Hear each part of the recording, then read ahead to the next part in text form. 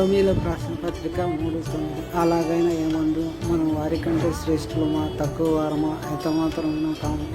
యూదులేమి, Greece దేశస్థులేమి, అందరూ పాపమునకు లోనై ఉన్నారని ఇంతకు ముందు దోషారోపణ చేసి ఉన్నారు.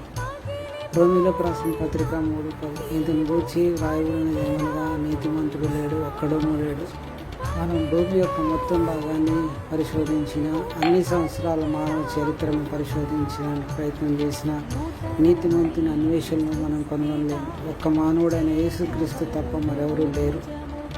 ప్రతి దేశానికి చెందిన యూదులు మరియు అన్యులు అందరూ పాపంలో పడిపోయారు మరియు దేవుని వెంబడించేవారు ఎవరూ లేరని, కేవలం మనుషుల యోగ్యతలను లేదా దేవుని న్యాయస్థానంలో ప్రకటింపబడే మన సొంత నీతిని మనం విశ్వసించము. దేవా, నీతిమంతులు ఎవరూ లేరు అనే ఆ ప్రకటన యొక్క శక్తిని అనుభూతి చెందడానికి మాకు సహాయపడండి. ఎవరూ పరిపూర్ణులు కారు, కానీ అది పెద్ద సమస్య కాదు. మనం ఆయనలో నీతివంతులంగా మారడానికి ముందు మా పాప స్థితికి మీ ప్రేమ